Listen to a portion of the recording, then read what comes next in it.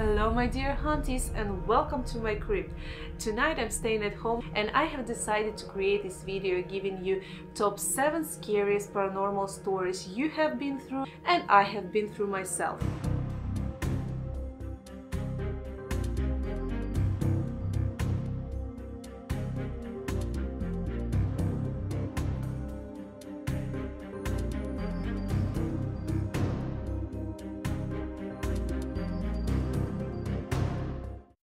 It was the year of 2006.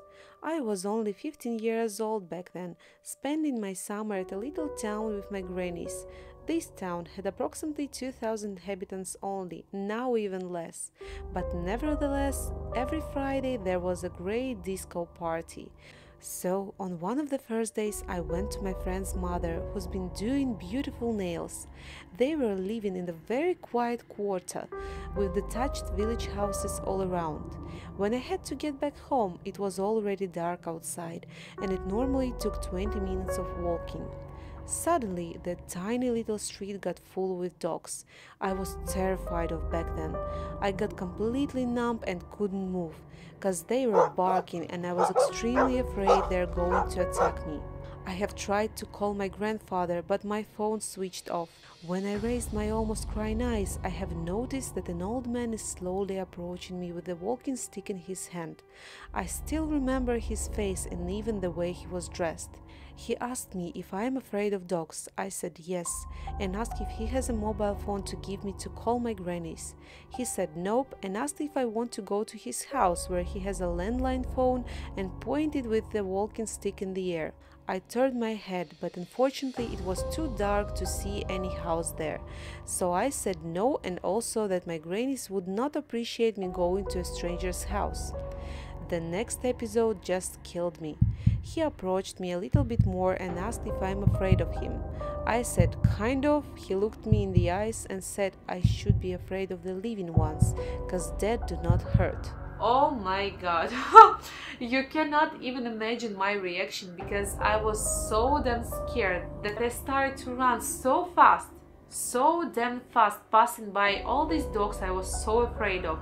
In a few seconds when I turned my head back, I didn't see this gentleman. He was purely gone and I promise you, he couldn't walk that fast before and he couldn't disappear anywhere. He was totally gone from the street. The end of my story will shock you for sure. The next day I met my friend, told her that story, we went to her street again and I saw now the house the man was pointing out at. It had no windows, half burned, and both oldies living there once were dead since many years now. The next story belongs to Katie Miles and her experience with Ouija board. When I was in high school, probably 2007, my friend Erica and her boyfriend at the time and I went to Nanica Cemetery in West Michigan. We of course were young and dumb and brought along a Ouija board with us. After asking some silly high school questions, we asked if anyone was there with us. And as we all looked up towards the edge of the cemetery, we saw the ghost of a young boy running through the trees for at least 5 seconds. I have never experienced anything since, but I know all of us saw it, and I know that we were not alone that night. The next story belongs to Diana. I have experienced a weird connection to my best friend once, who is also dead now. Unfortunately, she passed away too young, so rest in peace, Larissa.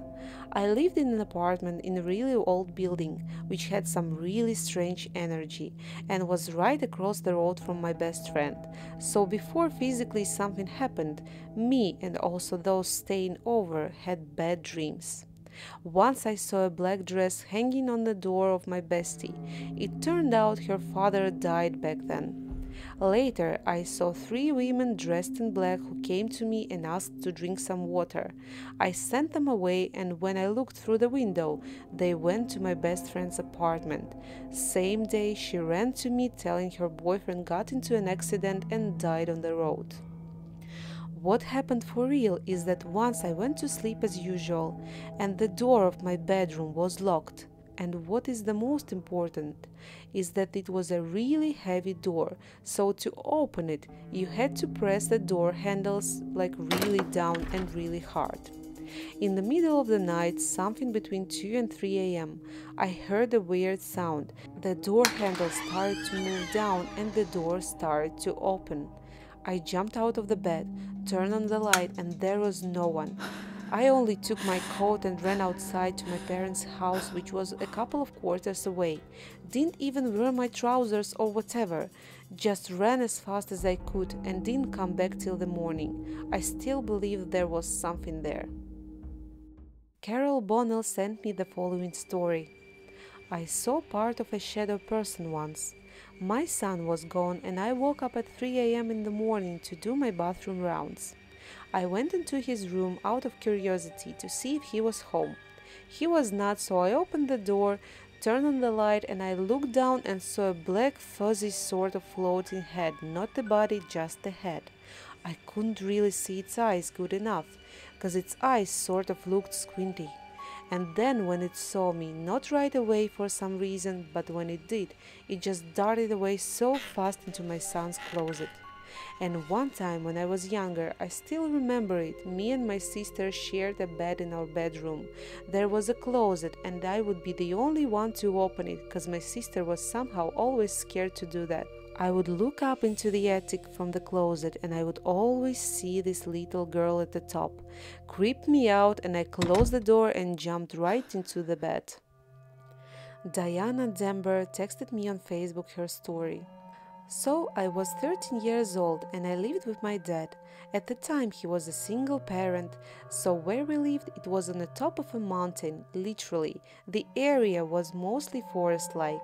I had a friend living not too far from us, but my dad didn't like me hanging out with for whatever reason. As we were just kids, that didn't stop us from hanging out because we were also at the same school. On that particular day, school went out early, so my friend asked me if she can come over. Now, my house was an upstairs and downstairs boardhouse, which is important to remember. We got home, changed, and started talking upstairs, where it had a living room, balcony, and 2 bedrooms.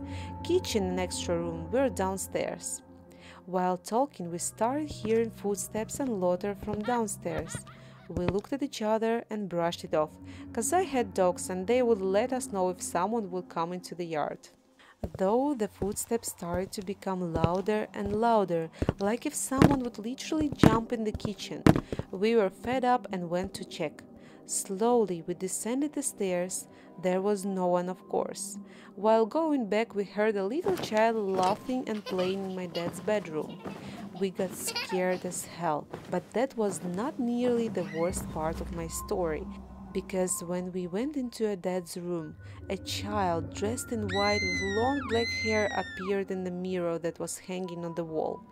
We started racing for the door, ran downstairs, past the dog. Then I looked back and saw my friend stopped and had blood coming out of her mouth.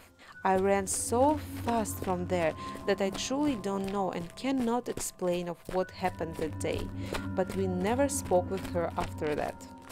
Jana sent me another story connected to paranormal beings within the house. Many years ago, like a couple of decades ago, I was used to be a dealer of Herbalife nutrition products and was part of the whole team. Once 2 of my colleagues came for the tea. One of the colleagues looked back and said, "I have a beautiful company in my house." I thought she is talking about my husband. But since he was away back then, she obviously meant someone else, as she continued and said, "But his children are angry because your baby is away and they have no one to play with." Shivers ran down my body as my daughter was visiting grannies back then, and I have experienced something very strange from time to time. Like I would wash teaspoons and place them on a towel to dry out, forming a half circle. Went to my bedroom and at approximately 2 a.m. heard the sound, and when I came back to the kitchen, they would be all misplaced or laying on the floor. Once I placed a bowl full of soup on a windowsill, which was really wide, and it would just fly off on the floor. Toys and books were falling down the shelves, etc. Sometimes it was even kind of hard to breathe, like somebody would sit on your chest. Once I brought back my baby, everything calmed down and disappeared, but I have noticed she was looking somewhere and smiling from time to time like somebody would play with her for real. The next story from Wayne I left for the desert as it has even pictures. The first episode happened back in 1989. We had a golden retriever that used to just sit and bark into the corner of the front room for no reason. This went on for a while, so my dad snapped a picture on a 35mm, no digital back then, and this was the result. This picture baffled us for years. I see a shrouded monk. Coincidentally, years later, I learned that my spirit guide is a monk. The second episode happened in 1993, couple of days before my grand died. Over her left shoulder, you can make out what I can only associate with the Virgin Mary. There was nothing there at the time, and both these showed up on the negatives as well. To conclude, I will tell you a short story which happened to me in the middle of the night in my grandmother's apartment. I swear I don't remember myself screaming so loud and from within before and ever since. I just woke up and saw a white silhouette in the corner of my room, just standing there, full size and staring at me. I blinked my eyes, but it didn't disappear. I have started to scream and it slowly moved behind the door. My granny ran to me and I made her to sleep by my side, and I still believe it was a ghost or maybe a dead family member staying there in the room. If you are excited about me creating the part 2 of scary stories, you are more than welcome to email me your stories on the email you can see on the screen. Okie dokie, it's time to finish my video, so don't forget to subscribe to my channel, put a like button under this video, and in the comment section down below you can share your own paranormal stories or comment the ones I was reading for you. So see you soon! Your Huntress!